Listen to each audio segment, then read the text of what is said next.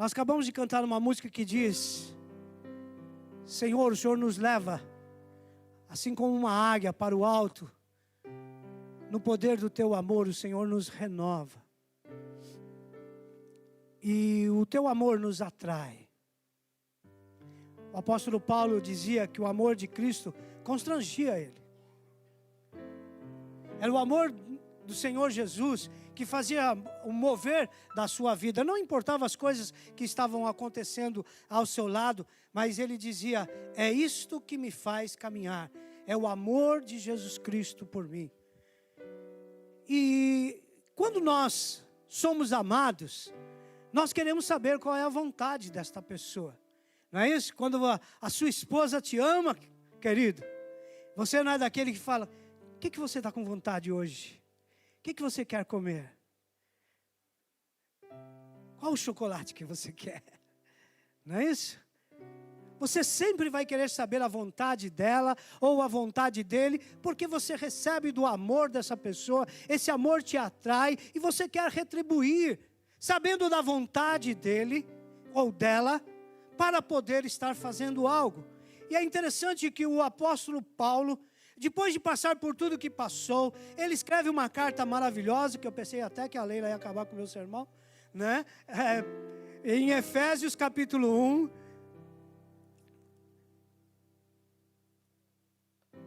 e o apóstolo Paulo, a partir do capítulo 1 mesmo, verso 1, o apóstolo Paulo, ele começa a falar sobre a vontade de Deus. Você quer saber a vontade de Deus? Você conhece o amor de Deus? O amor de Deus é demonstrado a ponto dele mandar Jesus Cristo morrer naquela cruz em nosso lugar. Nós não podíamos nada, nós não tínhamos o que fazer, nós não tínhamos salvação, nós não tínhamos para onde correr, nós não tínhamos como pagar. Agora, pelo amor, é o que diz lá, João 3,16. Porque Deus amou o mundo de tal maneira que deu o seu Filho unigênito, para que todo aquele que nele crê não pereça, mas tenha a vida eterna. É este amor maravilhoso da parte do nosso Deus que nos atrai. E nós precisamos então agora, atraídos por esse amor, entender a vontade de Deus. O que é que Deus quer para nós? E o apóstolo Paulo começa a falar essa carta à igreja de Éfeso, capítulo 1. Ele diz assim: Paulo, apóstolo de Cristo Jesus, por vontade de Deus, aos santos que vivem em Éfeso e fiéis em Cristo Jesus.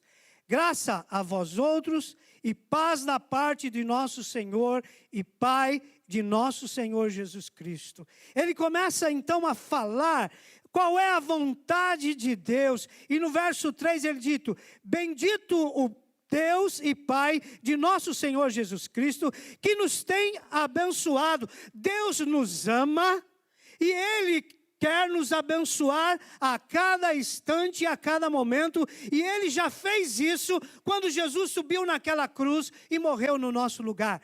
Para as pessoas que viviam naquela época, a morte de Jesus na cruz era uma vergonha, era um escândalo. Mas para nós, é o que Ele vai dizer: é a nossa redenção, é a nossa salvação. Não havia outra maneira. Então agora ele diz: porque agora em Cristo Jesus, Ele nos abençoou com todas as sortes de bênçãos espirituais nas regiões celestiais em Cristo Jesus. Querido, a vontade de Deus para você, porque você o ama e demonstra, Ele diz assim: olha, tem para você toda sorte de bênçãos.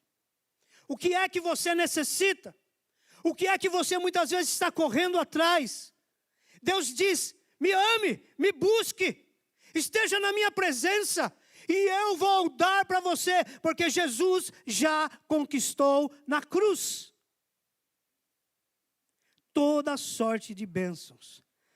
E diz, verso 4: assim como nos escolheu nele antes da fundação do mundo, para sermos santos e irrepreensíveis perante Ele em amor. Nos predestinou para Ele, para a adoção de filhos por meio de Jesus Cristo, segundo a sua bondade e a sua vontade. A vontade de Deus, de novo, sendo destacada por Paulo. Paulo, ele diz, olha, a vontade de Deus é abençoar você com toda a sorte de bênçãos, porque já está destinado nas regiões celestiais em Cristo Jesus. Já está para nós. Eu só preciso crer e buscar na presença do Senhor. E ele continua dizendo, olha, a vontade de Deus é que ele nos predestinou para não sermos apenas servos, mais um pelo caminho. Ele diz, ele nos predestinou para sermos filhos por adoção em Cristo Jesus. Não chamamos mais de servos, mas chamamos vocês de amigos. E ele diz, vai além, vocês são meus filhos por causa de Jesus Cristo. Esta é a vontade de Deus para nós, que possamos entender que Ele tem todas as bênçãos já conquistadas na cruz para nós, amém? E que eu preciso crer nisso, e que eu não preciso ficar desesperado. A única coisa que eu preciso é buscar. Ele diz, buscar-me-eis e me achareis quando buscares de todo o coração. Eu preciso crer e de todo o coração buscar. Fala, Senhor, me abençoa. Abençoa a minha casa, a minha família. Abençoa o meu emprego. E o Senhor diz que Ele tem toda a sorte de bênçãos para você. Materiais e espirituais. Senhor, abençoa o meu ministério.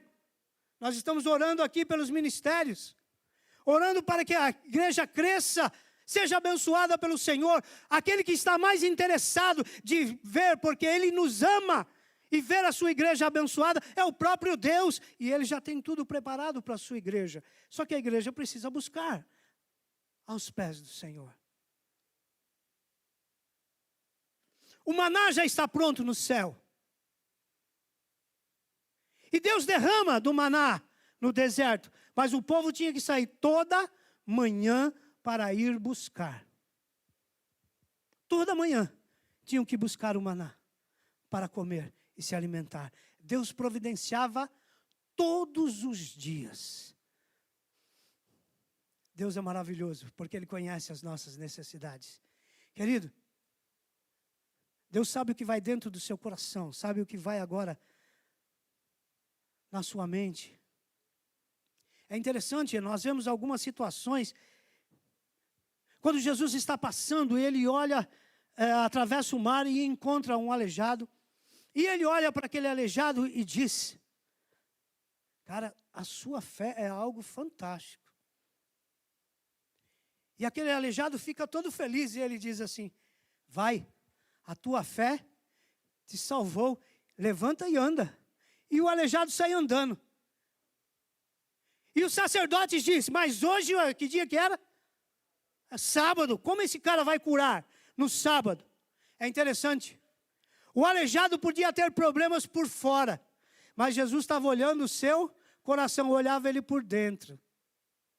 Os sacerdotes estavam bem por fora, mas Jesus conhecia a podridão do que eles estavam por dentro. E Jesus foi logo lá no calcanhar do sacerdote e disse, ué, o que é mais fácil? Falar para ele que ele pode levantar, ou os seus pecados são perdoados, levanta e anda. Fez os dois. Então veja só, o nosso Deus está preocupado, porque Ele está olhando para nós, Ele conhece o nosso coração. Muitas vezes nós estamos aqui, e a nossa aparência parece ser legal, mas por dentro estamos arrebentados, por dentro temos tantas dificuldades, tantos problemas, que não conseguimos externar com as pessoas, mas Deus conhece o seu coração. Deus sabe o que vai dentro de você nesta hora. E Ele diz, me invoca, me busca, creia, que eu já recebi, por causa da morte de Jesus, e eu dou para vocês toda sorte de bênçãos. Sabe de uma coisa? A palavra de Deus diz, vocês foram predestinados. E o Senhor continua dizendo para nós, e Ele fala da sua vontade, e Ele diz no verso 7, no qual nós temos a redenção, pelo sangue e pela remissão dos nossos pecados, segundo a riqueza da sua graça. Segundo a riqueza da graça de Deus, nós fomos remidos, temos a redenção dos nossos pecados pelo sangue de Jesus Cristo. Irmãos, quando nós olhamos para essa palavra redenção, podemos enxergar 3 coisas maravilhosas da parte de Deus para a nossa vida. Primeiro, quando ele fala de redenção, nós podemos ver que o sangue de Jesus trouxe pagamento para o nosso pecado. Aquilo que era feito lá no deserto, matando as ovelhinhas, todo o cordeirinho, uma vez por ano, levava para o sacerdote pegava, levava para dentro do Santo dos Santos, consagrava ao Senhor, o Senhor mandava de volta, ele agora espargia sobre o povo aquele sangue, e dizia, os seus pecados estão encobertos. Aí ele pegava um bode, colocava a mão sobre a cabeça do bode e diz, leve o pecado deste povo, e soltava o bode no deserto, por isso chama bode expiatório. E o bode então era solto pelo deserto, como prefiguração daquilo que Jesus ia fazer. De uma vez por todos, sendo o Cordeiro de Deus. Trazendo, através da sua morte, a remissão pelo seu sangue, de uma vez por todas. Não há mais necessidade de sacrifício. Não há o que eu possa fazer, a não ser crer. Aí vai pela fé. É crer. Eu preciso olhar e falar, Senhor, muito obrigado, porque a tua vontade está sendo expressa segundo a tua bondade sobre nossas vidas, no qual temos a redenção. Pagamento através do sangue de Jesus. E é interessante que quando fala sobre a redenção, nós podemos também lembrar que através do sangue de Jesus Cristo, a maldição da lei foi removida. Por isso, o próprio apóstolo Paulo diz que quando Jesus desceu na profundidade da terra e pegou consigo a chave da morte, e a palavra de Deus diz que ele veio e crava na cruz a sentença que era contra nós. Isto é, aquilo que estava escrito lá, o Paulo, pecador, que merece ir para o inferno, essa nota que estava na mão de Satanás, foi tirada dele, ele não tem mais direito. E a palavra diz que ele pregou na cruz, dizendo, está remido pelo sangue, pelo meu sangue. O diabo não tem mais poder sobre a sua vida, porque Jesus pagou o preço. Nós podemos olhar também e ver que quando nós falamos sobre a remissão, ele diz que nós somos remidos do nosso pecado.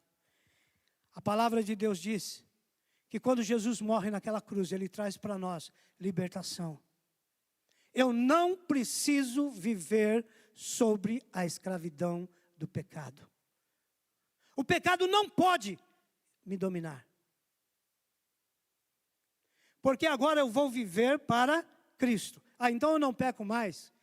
Se você pecar, corre logo aos pés da cruz. Confessa os seus pecados. E peça que o sangue de Jesus te purifique. Uma vez uma pessoa começou a orar na igreja. Eu já contei isso, acho que aqui.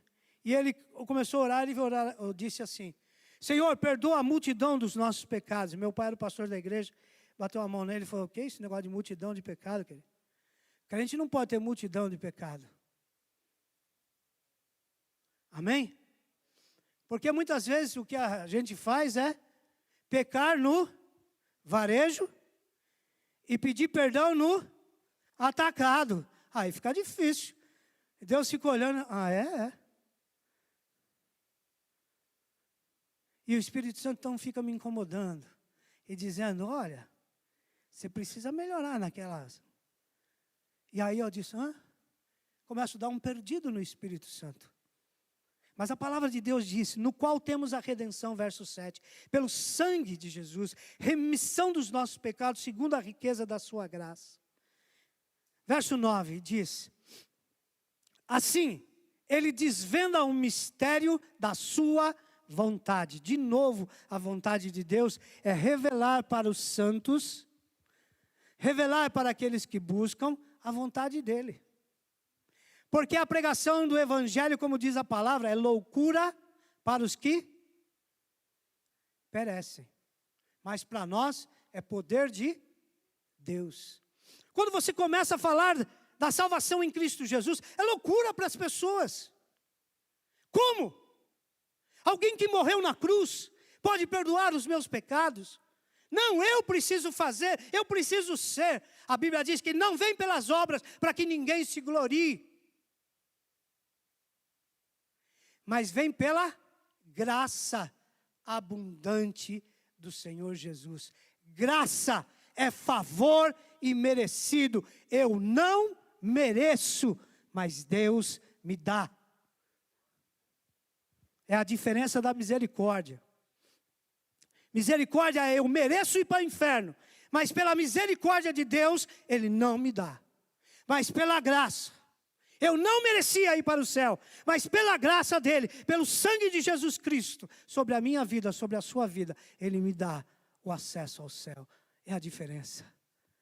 Nós precisamos olhar. Verso 20, veja só o que ele diz. O qual exerceu ele em Cristo Jesus, ressuscitando dentre os mortos, fazendo-o assentar à direita nos lugares celestiais. Irmãos, a vontade de Deus é que você conheça aquilo que Ele tem para você, aquilo que Ele tem para nós. Ele tem para nós salvação, Ele tem para nós bênçãos, Ele tem para nós graça sobre graça. E Ele diz, olha, preste atenção, tudo isso foi conquistado na cruz. Tudo isso foi conquistado porque Jesus não ficou no túmulo. Ao terceiro dia, Ele ressuscitou. Amém? Posso ouvir um glória melhorzinho? Amém? Ele ressuscitou. Aleluia! Irmãos, é o poder da ressurreição que faz mover o nosso coração de poder entender. Ele disse isso para os discípulos: importa que eu vá. Olha, e ele falou para os discípulos: eu vou entregar a minha vida. Eles podem tirar a minha vida, mas em 3 dias eu levanto esse templo. Todo mundo achava que era o templo lá de Jerusalém. Mas ele estava falando dele mesmo. Ao terceiro dia, ele sai do túmulo, vencendo a morte. E porque ele vive, posso crer no amanhã. Porque ele vive. Irmãos, nós precisamos ter essa confiança da parte de Deus. Essa é a vontade de Deus, que você pela fé creia num Cristo ressurreto. Ele vivo está, e a palavra de Deus diz que Ele está aonde? Não está no túmulo. Você pode ir lá em Jerusalém, você vai olhar lá, vai ver o túmulo vazio. E talvez encontre lá em algum buraco alguém dizendo que foi lá que ele foi enterrado, que ninguém sabe o certo, mas põe lá que precisa ir, né? Precisa ter peregrinação naquele lugar. Então nem sabe se foi lá mesmo, mas está lá, o túmulo está vazio. Glória a Deus, porque o túmulo está lá, pelo menos um túmulo vazio. Mas aonde ele está? A palavra de Deus diz, Ele está assentado à direita do Pai nas regiões celestiais. O nosso Senhor Jesus está agora diante do Pai como sumo sacerdote da nossa vida, intercedendo por nós. Agora, Ele não leva mais o sangue do cordeirinho, é o sangue dele que Ele chega diante do Pai e nos purifica de todo o pecado. Agora o Senhor não nos vê, Paulo, mas vê lavado pelo sangue de Jesus Cristo. É graça sobre graça, o qual exerceu ele em Cristo Jesus, ressuscitando-o dentre os mortos e fazendo assentar à direita de Deus Pai nas regiões celestiais. Verso 21, acima de todo principado e potestade e poder e domínio e de todo nome que se possa referir, não só no presente século, mas também nos vindouros, que somos nós, e até Jesus voltar. Precisamos entender isso. No capítulo 2, vá até o verso 6, e eu quero finalizar com esse texto. a vontade de Deus para a nossa vida. E diz, e juntamente com Ele, quem? Juntamente, assim como exerceu em Cristo ressuscitando dos mortos, e juntamente com Ele, Jesus Cristo, nós somos ressuscitados. E nos fez assentar nos lugares celestiais em Cristo Jesus. Querido, que privilégio nós temos. E da parte de Deus, eu quero vocês perto de mim. Eu quero que vocês estejam na minha presença. Eu quero que vocês estejam me buscando. Eu quero que vocês me conheçam. Eu quero que vocês estejam sentindo o pulsar do meu coração. É isso que Deus quer para nós. Por isso Ele diz, aonde está Jesus? Ele diz que nós também estamos nas regiões celestiais. É um privilégio para nós. É um privilégio para aquele que um dia aceitou a Jesus Cristo como Senhor e Salvador da sua vida. É interessante que Jesus é chamado de penhor das nossas vidas. O preço foi pago. Nós estávamos perdidos na conta de Satanás. E Jesus foi o preço alto. Por isso nós cantamos, eu sei que foi pago um alto preço, para que eu e você pudéssemos estar livres. Irmãos, a palavra de Deus diz que eu estou aqui, mas a minha vida está crucificada com Cristo. E eu estou nas regiões celestiais. É palavra de Deus. Por isso o crente não é para viver numa miséria de vida. O crente não é para viver sendo agonizado por Satanás. O crente é para ter uma vida vitoriosa. O crente é para ter uma vida de vencedor e vencedor invicto. A igreja do Senhor Jesus Cristo é chamada de uma igreja gloriosa. É por isso que Jesus morreu naquela cruz, para que você pudesse receber dessa vontade de Deus, desta graça, o amor de Jesus Cristo. Talvez você que entrou aqui, nessa noite, não conheça a Jesus Cristo como Senhor da sua vida. Não conhece uma salvação poderosa como Jesus. Ainda não entregou a sua vida, falando, Senhor, toma a minha vida nas tuas mãos. No capítulo 2, verso 1 diz, e Ele nos deu vida, estando nós mortos nos nossos delitos e pecados. Ele, Jesus, veio te dar vida hoje, mesmo você estando morto no seu delito e pecado. E nós que já fomos salvos, precisamos sair daqui com o nosso coração agradecido ao Senhor, pela graça maravilhosa, pelas bênçãos derramadas, pela remissão dos nossos pecados, porque fomos resgatados pelo sangue de Jesus, fomos libertos da lei do pecado, da maldição que estava sobre nós. Fomos agora libertos da escravidão do pecado e vivemos pela graça. A redenção é sempre pelo sangue de Jesus. Por isso a palavra de Deus diz, se você me buscar, se você me invocar, o Senhor Jesus disse, eu vou me fazer achar, e eu vou derramar da minha graça sobre sua vida. Qual vai ser a sua escolha nessa noite? Viver uma vida sabendo da vontade de Deus, conhecendo um Deus bondoso e maravilhoso, mas não estou nem aí para Ele. Ou, Senhor, muito obrigado, porque eu não poderia fazer nada pela minha vida, mas o Senhor derramou graça abundante sobre minha vida. E por isso, eu sou grato ao Senhor. Eu vou viver para o louvor da Tua glória. Eu vou dedicar a minha vida. Eu vou gastar os meus dias, tudo que sou, tudo que tenho, para o louvor da Tua glória. Senhor, eu não tenho como pagar a não ser Te glorificar, exaltar em tudo que eu fizer. Como ouvimos pela manhã. Tudo que formos fazer, seja para a honra e glória do Senhor. Talvez você entrou aqui, precisa entregar a sua vida para Jesus e dizer: eu preciso dessa graça na minha vida. Senhor, eu entrego a minha vida nas tuas mãos. Perdoa os meus pecados. Eu tenho procurado viver no meu conhecimento, na minha força, no meu entendimento. Mas a palavra de Deus diz que não há salvação em ninguém, em nenhum outro, a não ser em Jesus Cristo. O que você vai querer para a sua vida? Rejeitar a vontade e o amor de Deus é loucura.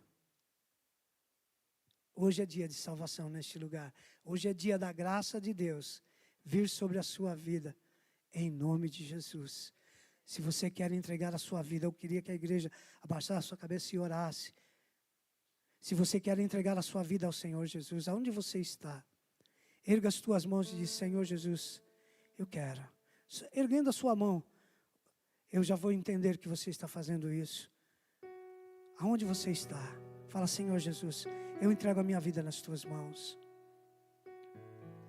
Eu venho colocar a minha vida diante do Senhor, porque eu preciso dessa graça maravilhosa. Erga as tuas mãos, eu quero orar por você. Eu quero orar pela sua vida. Deus abençoe, querido. Deus abençoe. A festa no céu. Amém?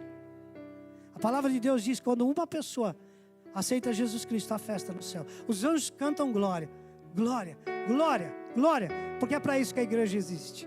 Há mais alguém que quer entregar a sua vida para o Senhor Jesus? Aonde você está? Erga as tuas mãos corajosamente, como este jovem fez também. Há mais alguém? Eu quero falar para a igreja: como é que você tem vivido diante do Senhor? Como é que você tem respondido à graça amorosa do Senhor Jesus? A vontade de Deus para a sua vida. Hoje Deus está te chamando carinhosamente para perto dele e diz: eu tenho para você tudo aquilo que você necessita, tudo aquilo que você está buscando.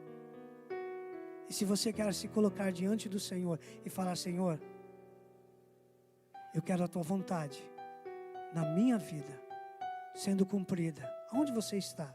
Se coloque em pé e diz para o Senhor. Isso é para a igreja. Se coloque em pé dizendo: Senhor, eu quero me entregar diante do Senhor. Graças a Deus.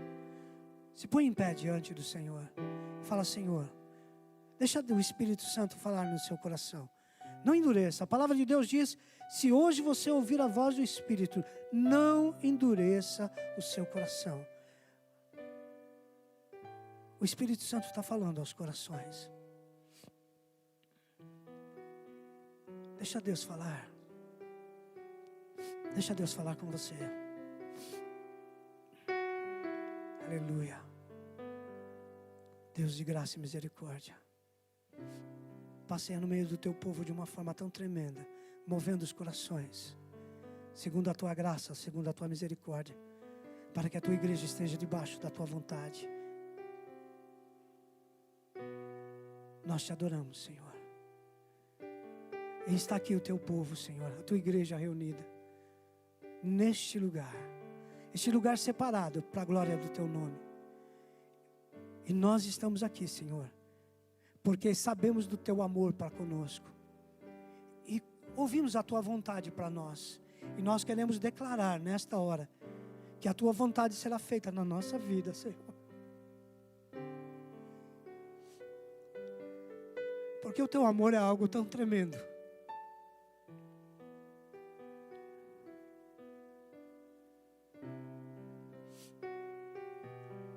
Não há nada comparado neste mundo ao que Jesus fez na cruz por nós.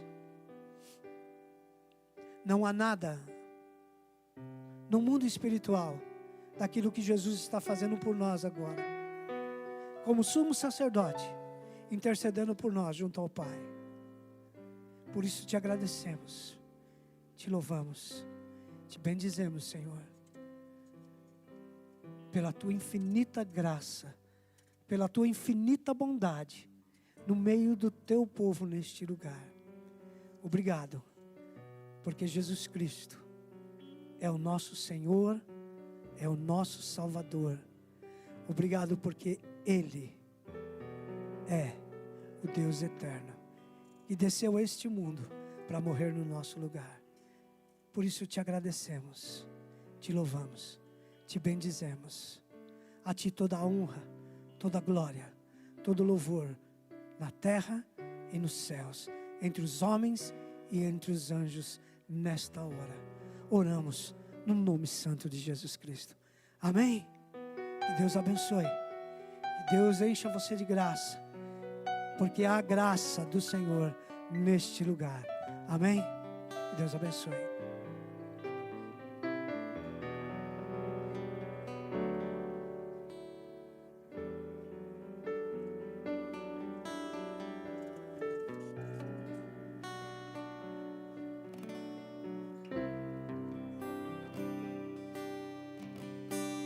Enquanto eles estão se preparando ali, eles vão estar cantando uma música que foi uma que eu falei, e eles vão finalizar o culto e dizendo assim: eu sei que foi pago um alto preço. Nós precisamos entender isso, compreender o que foi que Jesus fez.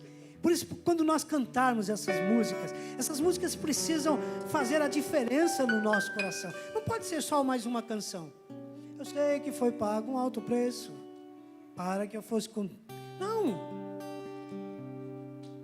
Deus se importou com você. Deus te ama e não quis saber o preço que ia pagar, mas Ele vem a este mundo, se esvazia da sua glória, toma a forma humana. A Bíblia diz, Paulo diz, que foi uma humilhação tomar a forma humana. Um Deus tomar a forma humana. Por mim, por você. Às vezes a gente se acha muita coisa, mas não é nada. Para Deus, tomar a forma humana foi uma humilhação. Esvaziado de toda a sua glória. Mas Ele fez isso, sabe por quê? Porque Ele te ama. Porque Ele me ama. Porque Ele ama a igreja e morreu por ela. Então eu quero convidar você a se colocar em pé e nós vamos cantar. Eu sei que foi pago um alto preço.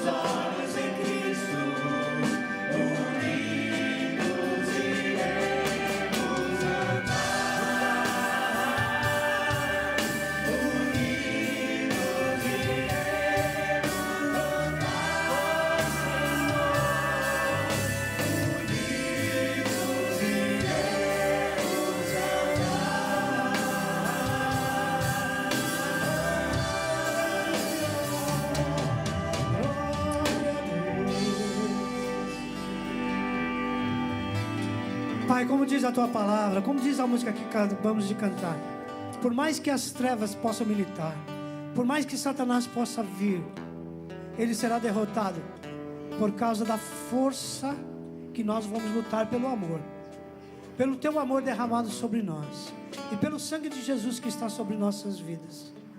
E como diz a tua palavra, e os anjos do Senhor que estão ao nosso redor, nos guardando e nos defendendo, Satanás tem que ficar ao derredor olhando, vendo, como diz a tua palavra, nós cearmos com o Senhor, banquetearmos com o Senhor na mesa.